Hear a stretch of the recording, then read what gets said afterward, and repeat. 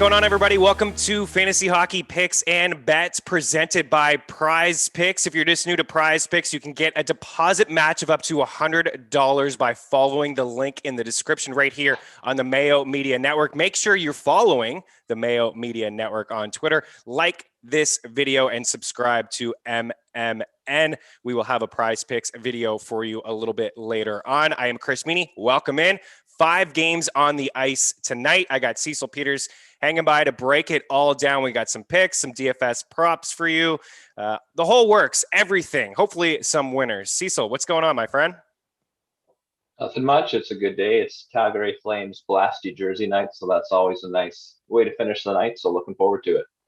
Oh, baby. Yeah, you seem fired up about that. I love those jerseys. Yes, for sure. Flames and Canucks, you're not sick of beating up on the Canucks, are you? Not yet. No, not yet. It'd be the 4th time that these two teams play each other. So let's get right into it. We have an early game, 5 Eastern, the first game of the night between the Florida Panthers here and the Carolina Hurricanes. Man, the Hurricanes are scoring goals left, right, and center. We talked about them on Monday and how potent their offense has been, rolling all 4 lines and really just getting contributions, Cecil, from all 4 of their lines there. 150 favorites today on home ice, 5-7 against the spread. Panthers, they've won 3 of 4. They took 2 of 3 against the Bolts. They're plus 129, 5-8 against the spread. The total here, 6.5. And Carolina scored at least 4 goals, Cecil, in 8 of their past 9 games. They've won 3 straight and 4 of 5. So if you are getting involved from a DFS standpoint, it is just showdown. So the main slate just has the 4 games here today. But any interest from a betting standpoint? Do you have any feels here? Where the goal is going to come from? Talk to me about this Hurricanes-Panthers game.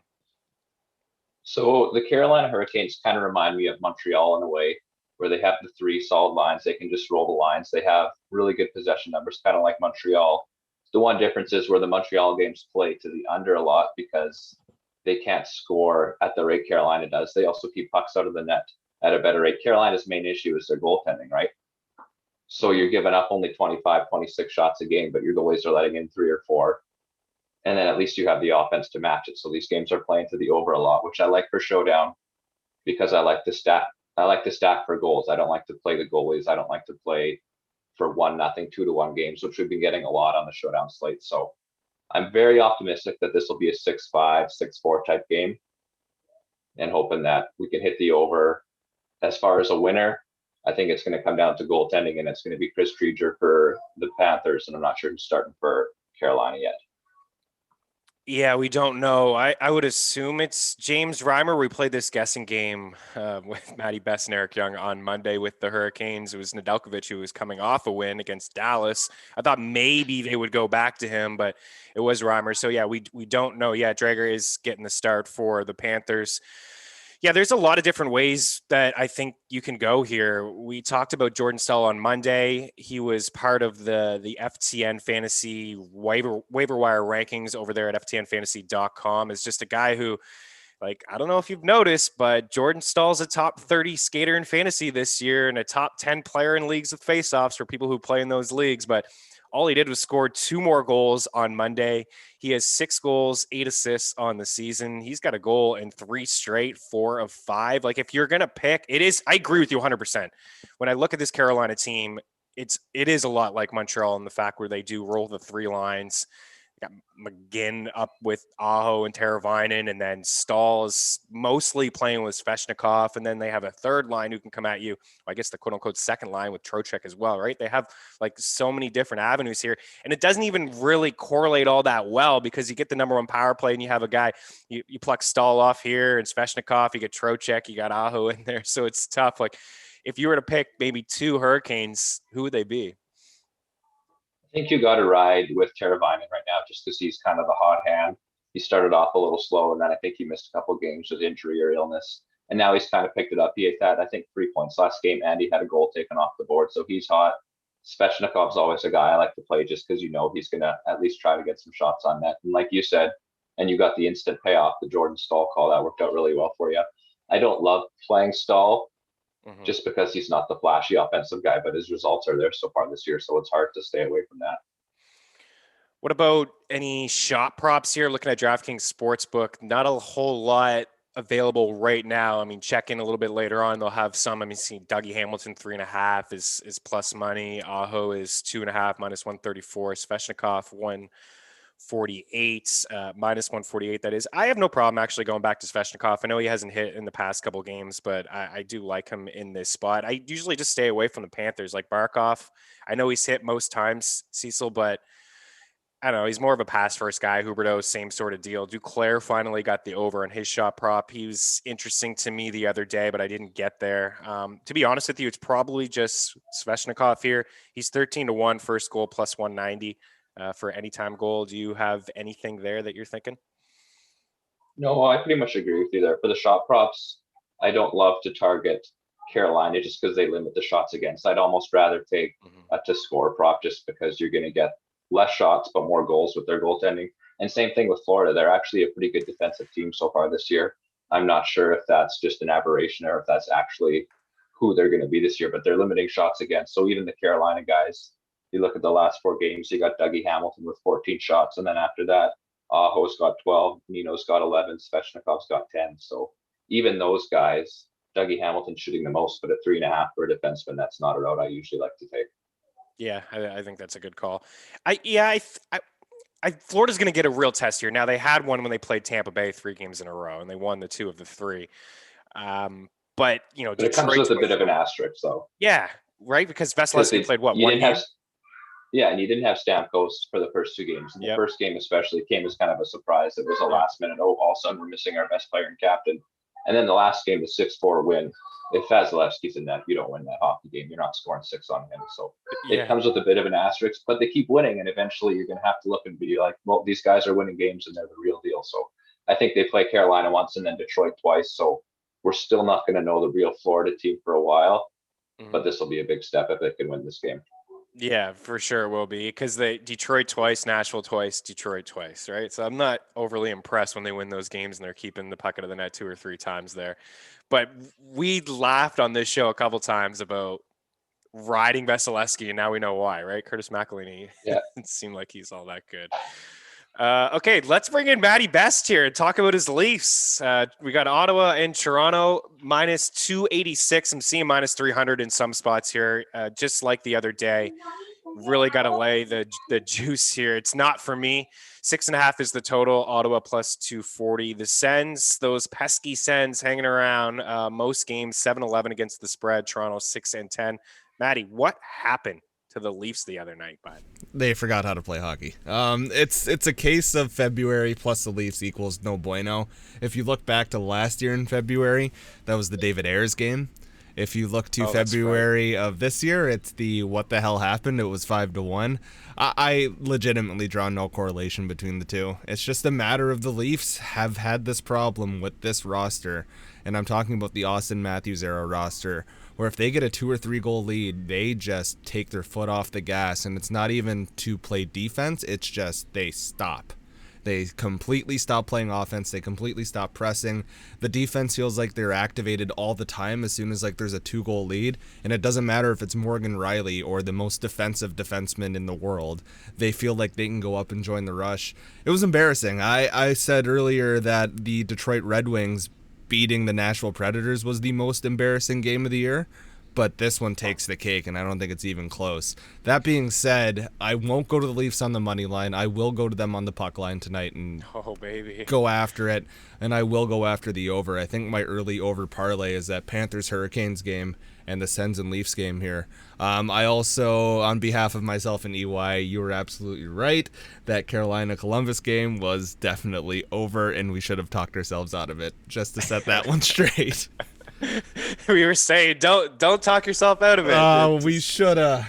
It's all good. All 3 of us were back and forth in the total. We thought that the Leafs would do their part, but we weren't sure if the Sens were going to do their part, and they certainly did. And I wonder about EY, how he was reacting. I know he had texted me earlier in the night. He said, wow, the Leafs are awesome. I said, well, they're playing the Sens. He's like, well, the Sens are awesome too. You know this. And then later he texted me. He's like, I feel sick. And then that was it. So Yeah, this game isn't for me. I'm not gonna get involved. I get what you're saying, Matt. Puck line. I'm sure maybe the Leafs will. I don't know. They're gonna be ticked off. We know that they can score, right? I mean, Austin Matthews leading the league, 13 goals, got 11 goals in his past 10 games. He's been unbelievable. He's probably gonna score again. Cecil, he's minus 148 for an anytime goal here, plus 650 for a first time goal. What do you think about this game? Leafs just come out flying here, or the Sens got a little bit of confidence? They're hanging around with some of these teams. They beat the Leafs 2-3 this year. This is one of the games to me that you can watch and be entertained without having a single dollar on it. Just because you don't know what you're going to get. And Ottawa and Toronto, they both play really fast. We've been kind of seeing this coming with Ottawa, where they're playing evenly with teams on the ice, but their goalies just aren't making the saves. So they're finally getting a few saves, and now they're finally starting to put the puck in the net a bit, and they're a little more competitive. So I don't think that anybody should be minus 300 against them. So I don't think you can bet the Leafs side. And I don't know if Toronto is going to let them beat them twice in a row. So I don't think you can bet the Senators side for that reason. So for me, it's almost a game. You just sit back, you watch and enjoy, and watch the young players on the Senators and see how the Leafs respond.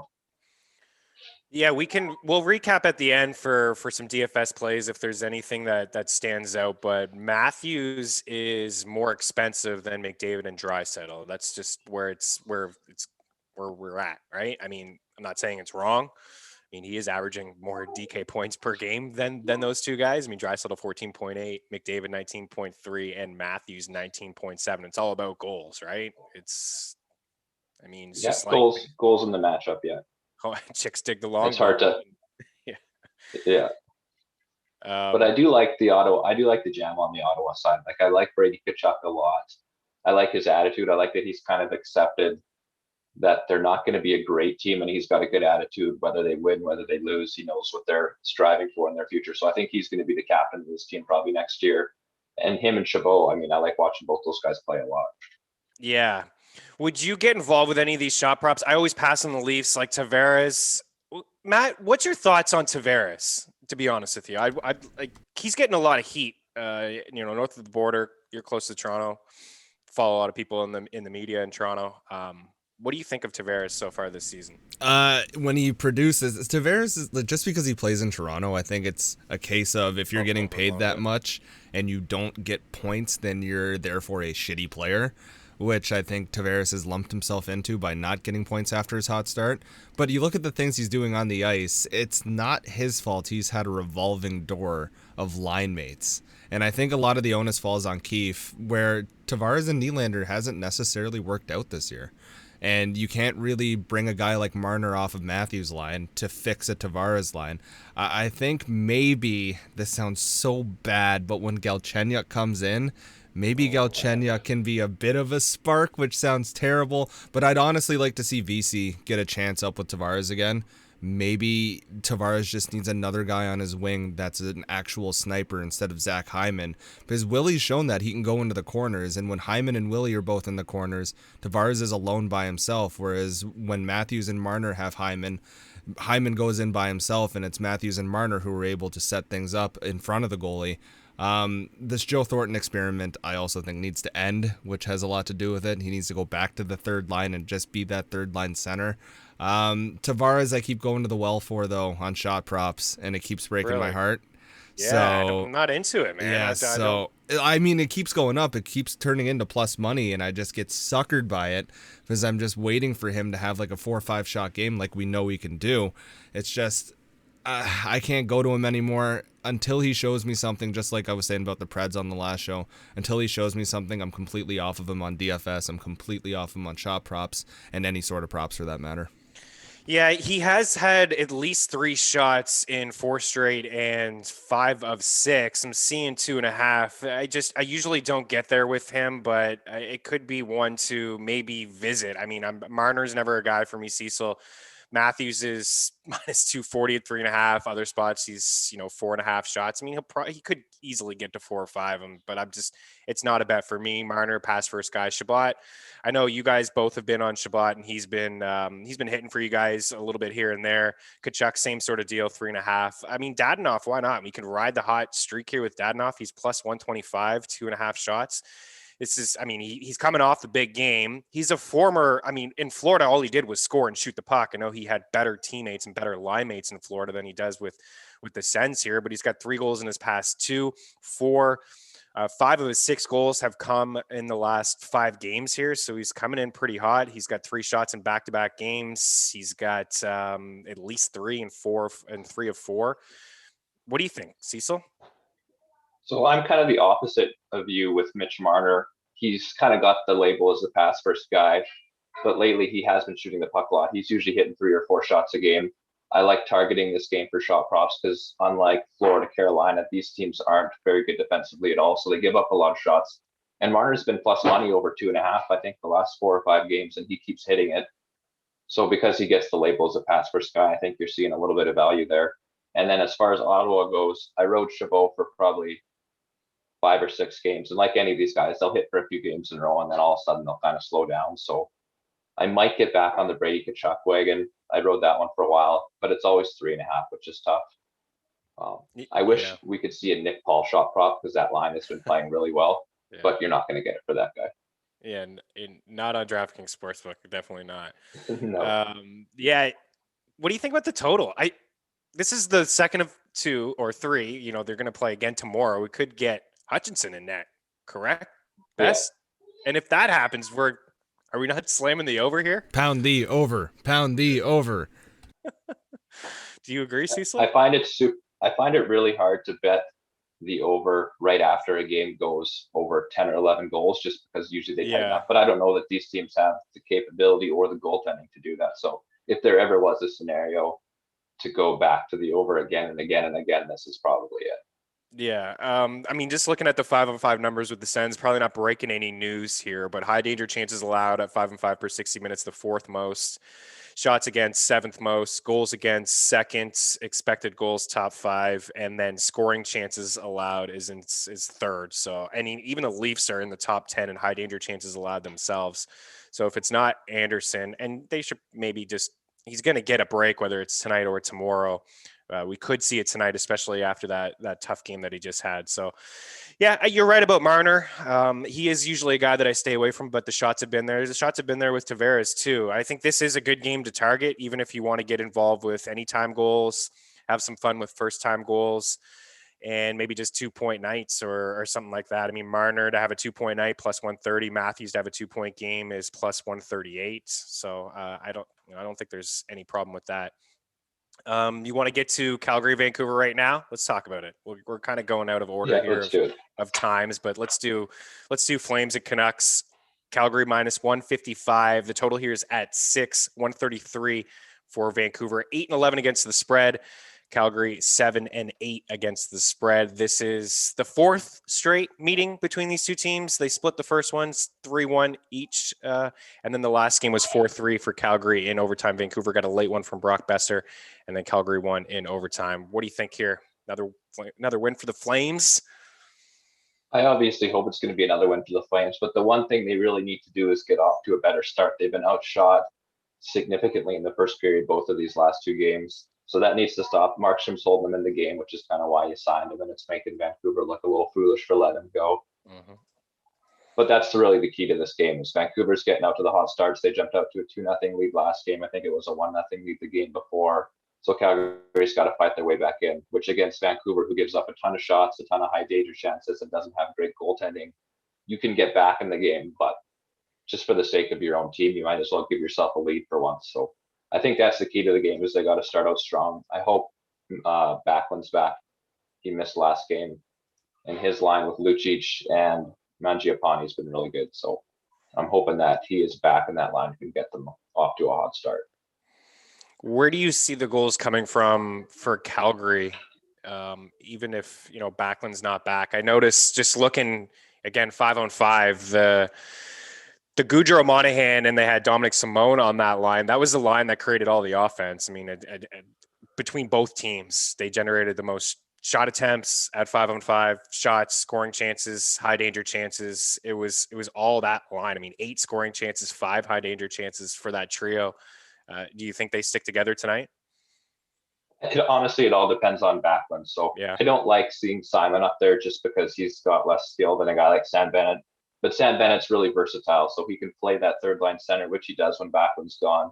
And then he plays with Lucic and Dylan Dubé, which was an awesome line for them in the playoffs. So that's a really good line for them, but it hurts the rest of their roster, right? So when you got those three guys playing together, all of a sudden you're taking Dubé off of the Tkachuk line. You're taking Bennett off of the first line with Goudreau and Monahan. So I hope Backlund's back so they can get back to their normal lines that have been kind of working for them. But I really like the Lindholm line if Mangiapane's with them, just because he's really generating a ton lately for them. So it all kind of depends on whether or not Michael Backlund plays. For me, I'm not seeing on DK here for Matthew Tkachuk. I'm not seeing it, but it's something that we've hit over at FTN every single game in this series so far. We just got it. It had to sweat it out. We were all sweated out in the Discord chat. We're like, where is Matthew Tkachuk? Where is this guy in the end? I think he had all 3 shots in the third period, but he's got at least 3 now in 3 straight games. I like that. He's usually right around minus 130, 135, depending on whatever sports book. You mentioned Lindholm. He's a guy that I've had a couple times lately as well. 2.5 plus 115. And then Brock Besser's a guy that I usually go to 2.5 minus 125. Anything there for you? Shot props? I do find Calgary is really hard to hit on the shot props just because you'll see every one of these players get 2 shots every game almost. Tkachuk will get 2, Lindholm will get 2, Monahan will get 2. So I almost always go with Lindholm just because he plays a couple more minutes per game than these guys. He's always plus money. He does get more shots than Goudreau or Monahan, so those guys being worse odds than him doesn't make sense to me. So I just end up going Lindholm most of the time. Yeah, I think there's going to be some offense in this game. I know we haven't seen a ton of it, but at least from Calgary's side, the shots I think are going to be there. Vancouver, this is a team that it's either 1 or 2 in every single category. Cecil shots against at 5 and 5 per 60 minutes, number 1. Goals against, number 1. Scoring chances allowed, number 1. High danger chances allowed, number 2. I know that they've tried to tighten things up a little bit, and they have for the most part in this series. You mentioned the slow starts from Calgary. It's something to do with it, but this is still a really good opportunity. If I'm looking at goals, like Calgary, to take them over 3 goals, 3.5 goals is something that I'm into. I'm interested in it for sure. And if you can find a Matthew Tkachuk one, that would be my favorite one. Let's move on to get Detroit and Chicago here. The Red Wings at home plus 110, 11-6 against the spread. Also, Chicago 11-6 against the spread, minus 127. This is a game we got right on Monday, but we had to sweat it out. It was an overtime victory for the Blackhawks. They seem to be playing a lot of overtime games lately. And both of these teams have just been playing to the under quite a bit. I mean, the total is 5.5 here. I've been very impressed. We said on Monday, just very impressed with both of these teams, to be honest with you. Like, I'm not super impressed with Detroit, and I think that they're amazing, but they are limiting the chances. Like 5-on-5 numbers, last year they were near the top in every single category. They're still giving up a lot of goals overall per game, shots against per game, bottom 3 penalty kill per game. Like those, they still have a lot of work to do. But, I mean, they outshot Chicago. I think they've outshot their opponent in 3 of the past 4 games. They're not a complete pushover. And these Blackhawks are hanging around too. I know they had a rough patch where they lost 2 straight to Nashville. Then they lost, they got the split against Columbus, got the split against Carolina, won both games against Dallas, split again against Carolina, and then that 3-2 victory here. I like them again tonight at minus 127. I think that they, get it done in probably a very similar game, Cecil. What do you think? I completely agree. I think Chicago's the better team. They're also getting buried in possession almost every game. They're getting outshot, they're getting outchanced, but they're making it up for it on the power play. That's kind of where they're making their money. I think they're the 5th best team in the league on the power play so far this year, maybe top 3. And Detroit's not a good penalty kill team. So if Chicago's going to win, I think that's probably the route for them to do it. And that's probably a route that they will have success. And they really have 2 lines that are going right now, right? You got Kane with DeBrincat, and I think they got Pius Suter in between them right now, and that's really clicking. And then you got the Dom Kubalik with Ryan Strome, and I think it's Brandon Hagel on that line right now. So you kind of have 2 lines that are at least creating offense. They like to shift their lines up and down quite a bit, but you got Kane's going to get 22 minutes a game, DeBrincat's going to get 20 minutes a game. So between those guys, you're going to get enough goals to beat a team like the Red Wings.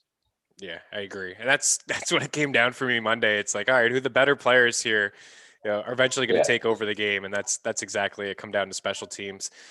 DeBrincat is really juiced here, minus 177 on DraftKings, 2.5 shots. I don't think he even had a shot in this last game, but he's usually been getting right around 3 or 4. Larkin, I saw 2.5 over at Bet365. It was minus 180. He didn't get there either. I don't mind maybe including DeBrincat in a parlay here. What do you think about him or Kane? Kane's at 3.5 minus 118. Yeah, so DeBrincat was really hot for a while, and it's almost like all these guys kind of go through the same thing with the shot props. You can ride them for 3 or 4 games, but eventually they're going to lose. But I think you still have to play them each time, especially while they're hitting. I think DeBrincat hit over 4 or 5 games in a row, and now he's missed it a couple times. But I think that's an easy one to get back on. And I always like Kane over 3.5 just because he sees the ice so much. He plays the entire power play just like Ovechkin does in Washington. So I think I personally prefer Patrick Kane, but it's hard to argue against either of them. And on the Detroit side, it is Larkin. He's the only forward that you can trust. The only issue is the coaching's a little wonky. They do weird things with the lines. I think they got him playing with Zadina and maybe Brome right now, which is kind of weird. And then on the first power play, I think they have Christian Juice instead of Philip Roenick right now, which, I mean, it scored a goal for them last game, so you can't complain too much. But they just make odd decisions like that, which make it really hard to trust their players. Yeah, I agree. Bantha just randomly scratched there the one night. Yeah. It's like, okay. But yeah, Kane has had at least 4 shots in 7 of his past 10, 62 on the year. He did not get me that first goal, Matt. He did not get me that first Dude, goal. I sent that screenshot of you hitting 3 or 4 to so many people. I was like, go listen to this show. But honestly, I was sweating for you. And I think that's the first time I've watched the Blackhawks in the regular season on purpose in a while.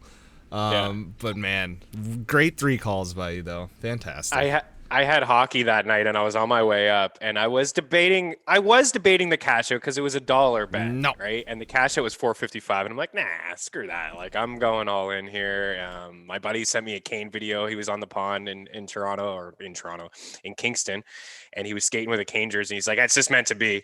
But I was listening to it on the way up and I just didn't hear Kane's name at all in the first 5 minutes of the game. And I'm like, this is odd because usually he's just like touching the puck nonstop and you hear his name, but it was Janmark who got it, but it was a fun sweat. We'll get some first goals at the end. We'll try to call some ones. They probably, a good game to target would be this Edmonton and Winnipeg game, Cecil, for first goal. Definitely going to see tons of goals here. Edmonton minus 136. The total 6.5. 118 plus 118 for the Jets, 12-3 against the spread this season, 8-9 for the Oilers, 9-5-1 Edmonton, 9-8 for the Oilers. So yeah, this was a wild game. It was so fun to watch. I was loving it. And then you hear all the, people talking about the North Division sucking so much. It's like, guys, there's so much offense in just this game alone. And I didn't feel like at any point the Oilers were out of the game. I know they were down 4-1, but they just kept peppering Hellebuck and peppering. And again, I look at these 5-on-5 numbers. It's all the Canadian teams are in here. So it's like, yes, there's lots of offense in this division, but there's some shaky goaltending and some shaky defense. It's been a fun division to watch. Like you said, Cecil, if you don't have any money on the Sens and the Leafs, you just sit back and you watch and you'll get enjoyment out of it. Winnipeg has allowed the most high danger chances at 5-5 for 60 minutes, top 5 in shots against, top 5 in goals against, expected goals against, they're number 2, and then scoring chances allowed per 60 minutes, number 2. And Edmonton's basically in all those same categories as well: goals against, expected goals against, scoring chances allowed, shots allowed, and high danger chances allowed, just outside the top 10. Lots of goals again, or what do you think? You did say after the, when we were talking about Ottawa and Toronto that, maybe teams will tighten up a little bit and you wouldn't go after the over, but I find it hard to believe that we won't see flirt with that 6.5. Yeah, I think the main roadblock in the way to getting the over is probably Connor Hellebuck. It's not going to be whoever Edmonton plays in net. Their goaltending just isn't what it needs to be for them to win. I think I've said that a million times. I'll continue to say it until something changes. Mike Smith gave me a bit of a scare for a couple games there. He played really well when he got back. But then last night, I was like, all right, this is the Mike Smith we know. I can't say he was to fault for any of the goals that went in, but if you want to be an elite team, you got to make those saves. So I think Winnipeg's got a good chance to get another win here just because they're equaling Edmonton as far as chances go, and they just have a worse goalie to shoot on. So I like that. I like the way that their lines are currently spread out with Wheeler and Scheifele, even though they got buried last night, but they played against McDavid. So it's hard to fault them at that. And then It seems to be with Winnipeg, whatever lines or whoever Stastny and Ehlers plays with, that's the line that's just carrying the play for them. So right now, Kyle Connor's the beneficiary of playing with those guys for a while. It was Andrew Copp. So I think Connor's probably the first goal guy that I would go to, at least on the Winnipeg side, just because that line is getting more chances. Edmonton was pretty clearly trying to get McDavid out against Wheeler and Scheifele, and that was working for them. So I would expect they continue that. So I like the chance for Stastny and Ehlers and Connor to get more chances on net, because against the McDavid line, Scheifele and Wheeler just aren't getting any offensive zone time. Yeah, I would agree. They've been juggling their lines, the Jets, over the past few games, but I like that Stastny Ehlers Connor line too. I was going to come in with the Ehlers first goal, but he's 16 to 1. Either or. Either or, Yeah, yeah, either or. I agree. Yeah. I agree. I just think it won't be Stastny, would be my guess. Right. He's not the scorer. Totally. Yeah. So Connor is 11 to 1. Ehlers is 16 to 1. I like both those calls. I think they can both find the back of the net. Anytime goal for Connor is plus 155, and for Ehlers is plus 250. Yeah, they're both the trigger mans. I like that call a lot, and I'm going to be interested in them in DFS. There's no question. Yeah. Any shot props for you in this? I mean, Ehlers is not on here. I've seen him before in other books, 2.5. He's usually around minus. If you get him at 2.5, yeah. If you get him at 2.5, he's just shooting the puck so much.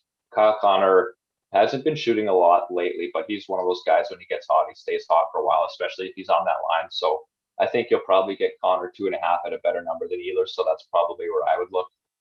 And then a lot of it depends on their power play, though, right? Like Blake Wheeler is a guy that they're clearly trying to get going. Paul Maurice clearly likes him. He's their captain, and he's not playing very well. And if you look at the box score, it's like, oh, Wheeler had a good game. Wheeler started to pick it up, but he did all his damage on the power play offensively. So I think a lot of the shot props in Winnipeg kind of run through the power play. So maybe it'll be a chippy game being the second half of a back-to-back. Maybe you'll get some more power play opportunities. And again, it's Edmonton. They're going to give up shots. So I'd probably just stick with Connors and Ehlers, though, for shots. And then on the Edmonton side, McDavid's getting 7, 4, 5 shots a night. So it's hard to say no to that one. Yeah, it really is. Yeah. And sometimes he's plus money at 3.5. Yeah. Even when a lot of these guys get to 3.5, like Pasternak, Ovechkin hit. It didn't hit, I think he hit in one shift last night. He was like, he had one shot and then it was like 3 in a row.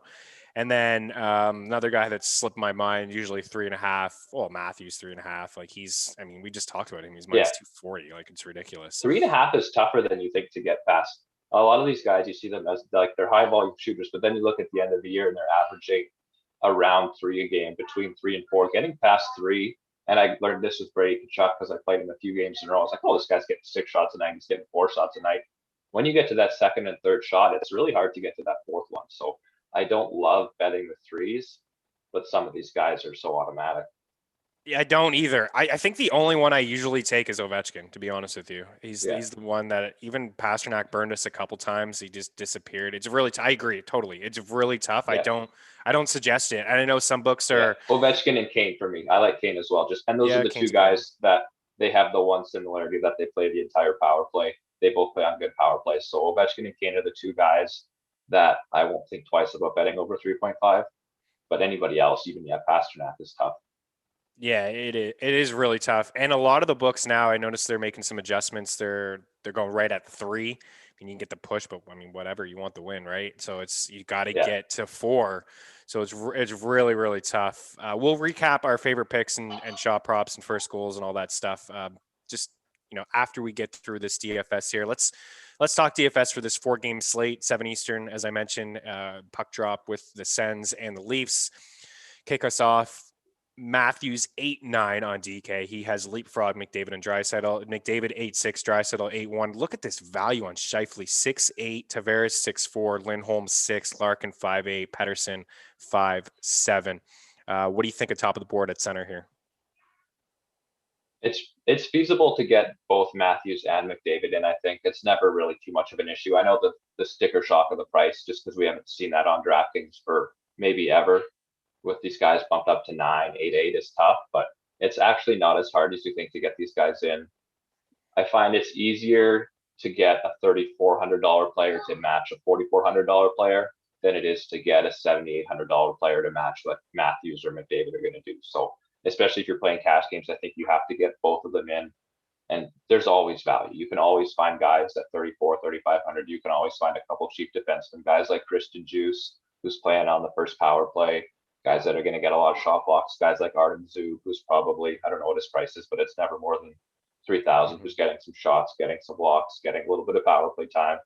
I find that's usually the route I like to go when these guys are both on the slate, is you play them both, you play some cheap defensemen, and then you find some value on the wing. Yeah, Zuba's min price. He's 2.5. Nice breakaway goal from him the other night, right out of the ball. Probably won't see that again. Don't plan for that, but plan for maybe 2 shots and a couple blocks. Yeah, you don't usually see the defenseman with breakaways, but yeah, he just came right out of the box and just worked out for you. I agree. It's for anybody who's watching and maybe they're not big hockey fans and they're just trying to learn DFS, and maybe you've played a lot of basketball DFS in your day. And back in the day when Westbrook was like jumping up there in price, he had been more expensive than any basketball player of all time on DK. And it was like the same analysis every day. It was just, well, you got to play him. I mean, he's averaging a triple-double and he keeps blowing up. And it's the same way I feel about Matthews here. I mean, the books are all over it. Everybody in your cash games will have him. So it's almost like you're just playing him because everybody's going to play him. If you play 20 head-to-heads, you'll maybe run into 2 head-to-heads that don't have Matthews on the other side. So you might as well just play the guy because he's probably going to get your 5 shots. He's probably going to get a goal. I mean, he's minus 160 to score. So everybody knows he's likely to score a goal.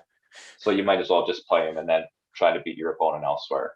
Yeah, but in GPP, you can fade anybody, right? It's hot because where you're talking about basketball, these guys are getting points regardless. In hockey, he's one hot goalie away from not getting there. McDavid's a hot goalie away from not getting there. So I can see fading them in that aspect just because they'll be 40%, 50% owned, especially on a smaller slate. So you can get away from them there. But if you're playing cash games, you have to play these guys. Well, would you consider Scheifele at 6.8 here? I think that's a pretty good price. Yeah, I mean, Tavares at 6.4. I know we were just kind of all over him, but even still, he's got 15 points in 16 games. He's been shooting.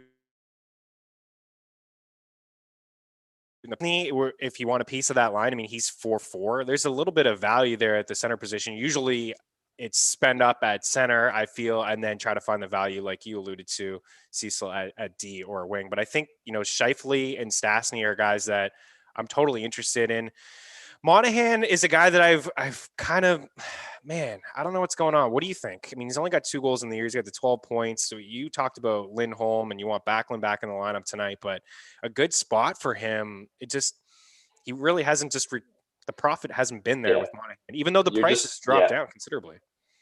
Yeah, you're just not going to get a big night from him. Like, you're going to get your 6 points, your 7, your points. If he scores a goal, he'll obviously get you 10, but you're never going to get 22, 23 points from a guy, which is kind of what you're looking for if you're trying to win a tournament anyway. So I don't mind him if you're stacking him with Goudreau, but if you're just playing a cash game, I don't think he's the route that you got to go with. Over at wing, Kane 8.4, Marner 7.8, DeBrincat 7.5. So he dropped down in price. He was up there near Kane in the first meeting between these two teams. Ryan Nugent-Hopkins 6.8, Ehlers is 6.7, Tkachuk, Matthew 6.4, his brother Brady is 6.1. Goudreau is 6.59 here for Brock. There's a lot of value here with these Jets guys, Cecil. I mean, Kyle Connor is 5.8. I'm very interested in him. I know that you are as well. If you're taking, first goals, anytime goals for him. William Nylander is a guy that I've written up a couple times. 5.4. He hasn't really gotten there, but I think he's a great value as well. Cop 5.1. What do you think here at wing? I actually really like the price for Brady Tkachuk. He's kind of been 68 to 6,500 for a while, and he's not really hitting value because he's not getting the points. But the team's starting to get some goals. They're starting to score, and he's always kind of in the middle of it. So I think, and the line that he plays on is nice. So I like Brady there. And then I think you can also look at Ottawa for your cheap guys. I think that's probably the best team to go for your cheap players, just because their lineup is so bad that you got bad players playing tons of minutes. So you got guys like Tim Stützle, who's not a bad player by any means, but he's young and he's still cheap. He's getting a lot of shots. You got Nick Paul, you got Colin White, You got Dadonov. So I think that's the route you have to go for your cheap wingers. But the guys you mentioned, yeah, it's the Winnipeg guys. The Winnipeg. Is that your favorite stack? Like, what's your favorite stack of the night? Is it Toronto, Winnipeg? What do you think?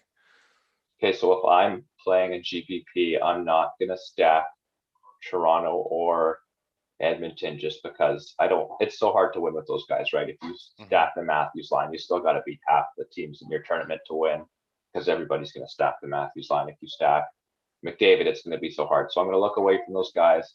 I'll probably look away from Winnipeg as well, just because I think those are the three main ones. And I'll probably go to Calgary, depending on what they do with their lines. I really want to play the Monahan line, but only if Sam Bennett's on it. I don't want to play Dubé. I don't like playing these half lines where you play Monahan and Gaudreau and you skip the winger. So if Sam Bennett's on the first line, I like that a lot just because Vancouver's goaltending is so bad. They're cheap, and you can fit them with basically whoever you want.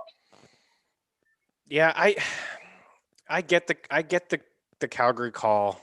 I just feel like they've let me down. Touch those guys in cash games. Yeah, 100%. Yeah, they're so spread out, right? They could score 4 goals, and each line would have 1. So I understand that stuff, and that's but they're priced so cheap that can almost be your secondary stack. It's not like that's the guys that you need to get you 4 goals. You get that line with a couple goals, and then say you play the Winnipeg line. If Winnipeg gets you a couple goals, or you could even play them with the Toronto guys. Yeah, even just looking at Calgary, their last 11 games, they've only scored more than 3 goals in 3 of them, and only more than 4 in 1. It was against the Oilers, like the 4-3 victory against Vancouver. They had the 6-4 victory against Edmonton, and then 4-3 against the Jets. Everything else has been 2-3. 1, but I get it from a GPP standpoint. It does make a lot of sense. I mean, you're right. It's just you are going to be going up against Leafs 1. That's why I think Leafs 2 with Tavares and Nylander is a little bit of leverage. If it's that line that shows up, a lot of people will probably they see Scheifele and they see the big game, but Connor and Ehlers and Stastny, it probably will be popular. But that is the one that I like quite a bit. Yeah. And the one I will say the cheap line that I do like, and they dominated the Tavares line last game. It's the Nick Paul, Dadonov, Colin White line. And Colin White was scratched for a bit at the start of the year. I don't know how he kind of worked his way back in the lineup, but they're playing awesome now. I think they had a 16-4 shot advantage against the Tavares line last game. Like they crushed them, and they're going to be cheap. So I think that's one place I would really like to go if you're trying to get the McDavids of the world, and if you're trying to get the Matthews of the world, and I think that's where you can do it. Matty, is your new boy Alex Galchenyuk going to be in the lineup tonight? Revenge. As soon as this guy's going to have a revenge game against everyone. I regret saying anything about Alex Galchenyuk.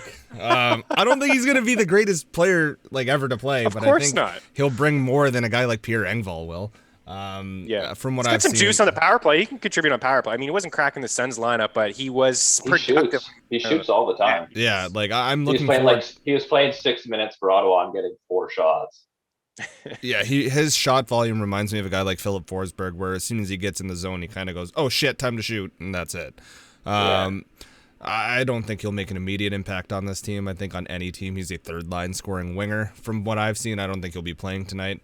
I do like some of the Leafs' bottom 6 scoring in GPPs. I will say that, because there is a huge internal competition right now as to who's going to stick around, because this Leafs team has so many rotating parts on this bottom 6, and especially when Wayne Simmons comes back, another one of these guys is going to get squeezed out, and you think Galchenyuk has to make room too. And right now, Engvall and Travis Boyd are on the hot seat. Wouldn't take any of them in my wildest dreams in DFS. But a guy like Mikheyev, I know I've talked about him on every single show. I might go to the well for him again, just because I think he's one of the guys that has to show up, or he's also in danger of losing his spot as a third-line winger, a guy that's a fringe top 6 forward. Fair enough. Over at defense, we don't have anybody over 6K. It's one of those weird nights where you don't have the studs. We got Nurse at 5'9", Barry 5'8", Shabbat 5'7", Riley, that's Morgan, not Mike, 5'6", Giordano at 5'5". Quinn Hughes is just, I mean, I don't understand. I know he just gets a lot of assists. Yeah, why hasn't his price adjusted? I mean, he's averaging 10 DK points per game. He just seems to be right around that mid-5 range every single time. I mean, Makar was just his price was finally adjusted. He was the same deal, mid-5. I don't get it. Even against Calgary and Markstrom, he just seems to be a value and a guy that I go to most nights if I am spending in that mid range. I like Pionk at 4-6. I know he's not on that number one power play. I think he was last game actually. They kind of Between him and rotate Morrissey. between him and Yeah. Morrissey, but he was on, and they scored a couple times with him on it. So I think they'll probably start with him on the first. I think they should anyhow. He looked They really should. good on that power play, so I think they will, and I think they should. So he's a great call. Yeah, nearly 25 minutes the other night, and he's got 12 points in 15 games, and he's been hitting the score sheet quite often over those 10. But yeah, if you're spending down here, you mentioned Zoo, but who are some other guys that you're interested in? Just maybe saving a little bit of cash here on D. Yeah, so Christian Juice, the Juice is loose tonight. I think he's probably still on the first power play. So yeah, I don't know. I'm not sure if he's going to stick there, but either way, he always shoots. He's always shot, even back when he was playing. I think in Washington, he'd play 16 minutes a night and he'd get 2 or 3 shots. So he's a guy I like to go to. I've been playing Noah Hannafin a lot lately. He's always kind of around that 3K mark, and he's actually getting some shots and blocks. I would like to see him on the power play a little bit, but he's not getting any power play time. Those are kind of the 2 cheap guys I seem to be finding myself on a lot lately. Bouchard is a guy that we've written up at FTN quite, since he was inserted into the lineup, and he just continues to get more and more ice time. I mean, he played 13 minutes against the Sens, and he played 18 minutes against the Habs, and then 20 minutes in his most recent game against the Jets. He had 8 shots and 12 shot attempts. He was just shooting the puck a ton. I don't think that's going to continue, Cecil, but 4 in his first game, 3, 2, 2, and 8. So he's had at least 2 shots in every game. I think the power play, start to get a little bit more power play time. Maybe I know that it's Barry and he logs a lot of ice time, and then Nurse, but he's got some offensive punch, right? He was a 10th overall pick a couple years ago. There's a little bit of offensive upside to his game. He's got the 4 points in 6 games. He opened up at 2.5. He's slowly, creeping up there. Yeah, his price is going up. Yeah, it's a little high, but I don't hate it, right? In that range, I think of all these guys with the offensive upside, I think he's got the highest one, right? Like Schmidt and Edler. I'm not into Myers. These guys block some shots, but I know Myers is showing up in the score sheet here and there, but I'd rather just maybe take Bouchard and, knowing that he's going to shoot the puck a couple times, and it could be, I don't know, each team could have 50 plus shot attempts. We should easily see that in this contest. So we maybe could get some blocks there. What are you doing in net? So in net, I'll probably go with, I've been riding Markstrom lately, and it's been working out just because Calgary's somehow given up a ton of shots to Vancouver. So that's been working out for me pretty good. So I'll probably just stick with that. If you really want to get risky, I think Connor Hellebuyck's a nice play just because he's going to get a ton of shots and he's capable of shutting out any team in the league. So I think that's a risky one that you can go to. And then if you really want to go all in on the fade Toronto wagon, play whoever Ottawa starts, it'll be cheap. They're going to get 35 shots. And if it's Matt Murray, he's actually shown that he can stop the puck a little bit lately. So that's probably the most risky play you can make, but it's got more upside, I think, than anywhere else on the slate because it kind of gives you a double bonus, right? You're fading Matthews. So if he shuts down Matthews, all of a sudden you got the benefit of you don't have a 50% on Austin Matthews.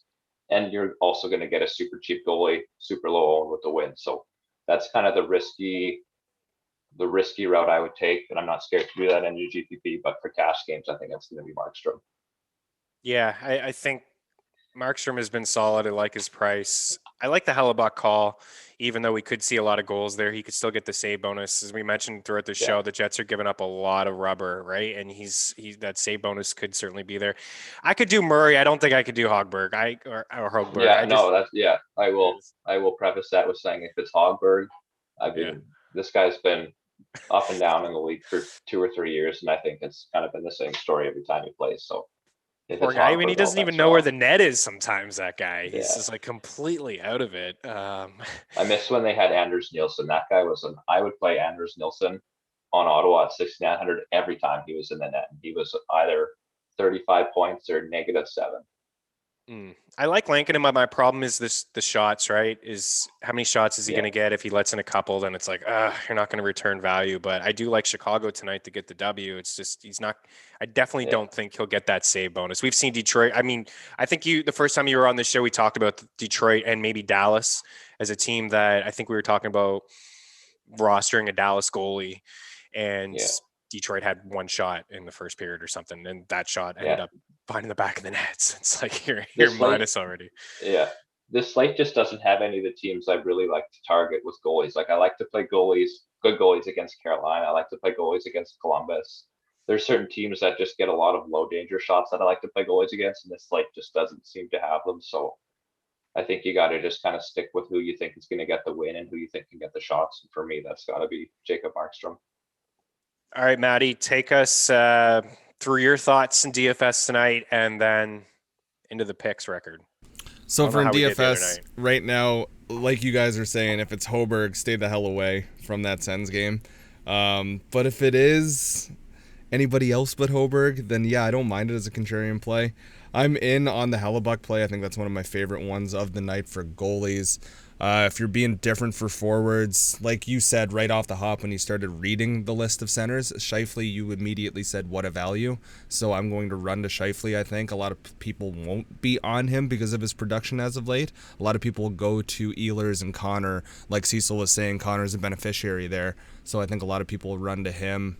Florida and the Carolina game is a game I'll be targeting in terms of DFS. Haven't decided on who I want to land on yet, but that game just screams goals to me. That's my favorite over. You don't get that. You don't get that game on the main slate though. That's the issue. Yeah, because they started like so much earlier. For showdowns, I'll just be going straight up for goal scorers for those guys. Yeah. Yeah. To recap your picks, Meaney, it was a solid Monday for you. You went 5 for 7. The Dallas game got postponed, so that one's off the slate. Missed on St. Louis, missed on Tampa, but you got Calgary, Chicago, and San Jose. You nailed both of your over-unders, and I despise you for the Carolina Columbus over-under still. Told you guys, man. Hurricanes to score goals. EY's, 2 Blue Jackets, too. Yeah. I'll go down Cam with Atkinson EY. Damn, man. That Cam Atkinson guy, he's hot. If Eric Young tells you to hold on and stay strong, you hold on and stay strong. You don't say no. 5 for 7 brings you to 45 for 67. So you're getting right back up there. I think what's even more impressive is your first goal thing. So I'll give you like a bonus point for that, but I won't put it on the record. Yeah, you're doing well. Hit us with your recap and hit us with a few first goal props. Yes. Well, let Cecil take the floor first because he's been killing it too with his props and his picks. So what do you think tonight, bud? Okay, so as far as the shot props, I think Ehlers and Connor are probably my favorite two, depending on what number you get. Mm-hmm. And then I like the Chicago game a little bit. I like Patrick Kane over 3.5, and I think I forgot to mention it, but a guy that's been shooting, and you'll probably get it 2.5, is Dominic Kubalik. He's been shooting more than DeBrink the past few games, so that's another one I like to go to. Those are probably my favorite shot props. It's really tough to play the props in the Carolina-Florida game just because these guys limit the chances so much. So I think I would take a goal prop on maybe a guy like Carter Verhaeghe or a guy like Duclair. And then as far as picking the games, my 3 favorite games to pick would be Chicago, Calgary, and then my underdog of the night will be Winnipeg. Jets. I like it. Yeah, you can get Kubalik plus 120. Or plus 100 rather over at DK 2.5. Yeah, the shot props. I will go back to Svechnikov. I get it. I understand they're rolling some lines there, but I think we're gonna see a lot of offense. And I'm not sold on Florida. I'm just not. I think they'll still give up a lot of rubber. So Svechnikov 2.5. I like the Kane call. I have no problem with Patrick Kane in there, but I also, if like DeBrincat is juiced up here at minus 177, but I no problem again going back to him. I think it was just an off game. And if you just, you're better off probably putting that into a parlay at minus 177. But yeah, Ehlers is probably one of my favorite ones. Ehlers, Matthew Tkachuk, Dadonov is 2.5 here. And, you know, sometimes you can get Dadonov plus money. Yeah, DK is given plus 125 for 2.5 for him. So I don't mind that one at all. You can get the lesser named guys that are shooting the puck more at plus money. It doesn't seem to matter what their shot rate is. If they're not getting as many points, you can always get them at better odds. Yeah, Trocheck's usually plus money too as another guy. I'm not seeing him on DraftKings Sportsbook, but he's another guy who's just been shooting the puck quite a bit. Yeah, I like Carolina tonight. I like the over. I think we're going to see some goals, but Hurricanes probably my favorite pick of the night. Carolina over. I like Calgary. I like Chicago, and I'm with you. I like the Jets. I like the Jets there, and I'm not going to bet the over, but if there's an over between these 6 North Division teams playing each other, like It's the Winnipeg and Edmonton one. I feel like Vancouver and Calgary, same sort of deal now. We've seen 2 of the 3 go under the number, the 3-1 games. Markstrom is just too strong to allow more than 3 or 4. And Calgary just hasn't shown me a whole lot offensively. So I think that one would be one that I would lean with the under. I'll stay away from that Toronto-Ottawa game altogether. I'll put my feet up and enjoy, and hopefully the Leafs blow another 5-1 lead. Shut Matt. up. I'm kidding. We'll bounce back tonight. Big, strong statement from the Leafs. But I think the Edmonton, if you're looking for an over out of Carolina, it is Edmonton and Winnipeg. And you know what? Under Chicago, Detroit, I think that's a good one too. Under 5.5, I think we'll see that. First time goals. Oh man, Kane didn't do it for us the other night. He's 10-1. DeBrincat's 12-1. These are guys that I like.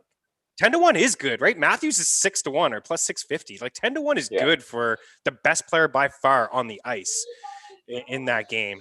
Ehlers is 16-1 and Connor is 11-1. Cecil is on Connor, but I think they're both good plays. I'm going to lean with Ehlers there at 16-1.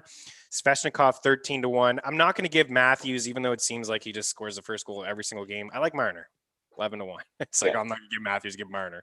But you know what I mean? I think that between those two, they're just so dominant offensively. They create so much. It's one of the two for me. All right. Any final words? I will give you one more. Yeah. I'll give you one anytime goal prop that I like. I like playing this guy all the time. You're going to get good odds on it. It's Milan Lucic, anytime goal for Calgary. I know people don't like him. I know he's a big slow plug, but you look at the lines he plays on. He plays with Backlund and Mangiapane, and they're the best possession line in the game. He plays with Dubé and Bennett. They're the best possession line in the game. So whatever line Lucic is playing on lately, it's working. He's been scoring. I'm a big fan of the big man, so I'm going to give you Lucic anytime goal. You're probably going to get plus 300, plus 350 on it, so I'll take that. Yeah. You know what? He looks a little quicker. I'll say that. He does look a little quicker on his skates. He is actually plus 460 anytime goal. Yeah. Boom. Easy. A lot of these guys, and I tell the same thing to over at FTN with the subs, a lot of these guys, first time goal, it's tough to hit first time goals. But just because I'm picking them for first time, I also like them anytime goal, right? I'm liking them to find the back of the net too. You can get Svechnikov plus 190. Stahl's plus 300. I mean, something's going on with him. But Dadonov plus 260, Kane plus 160, Ehlers plus 160. So a lot of these guys, and I didn't mention Scheifele, 2 points, plus 195 for Scheifele, 2 points, in with the Marner and the Matthews. Those guys are both plus money to get 2 points as well. Cecil, always a pleasure, man. Where can people check you out? Where can people find your work? So you can follow me at CecPetes on Twitter, CecPetes, or you can follow my YouTube channel. I usually put out a DraftKings picks or just a gambling picks video there 5-6 times a week, and that's just Cecil Peters on YouTube. All right, good stuff. As always, good luck tonight to you, sir, and anybody looking for an FTN sub, use the promo code Meaney. Check out ftnbets.com, ftndaily.com. Got some seasonal stuff over there, weekly waiver wire rankings, 4-game streams, ads, drops, rest of the season rankings for all you season-long people out there over at ftnfantasy.com. Leave a comment in this video if you have a question. I will circle back before a puck drop. Good luck tonight. We'll catch you tomorrow. Cheers.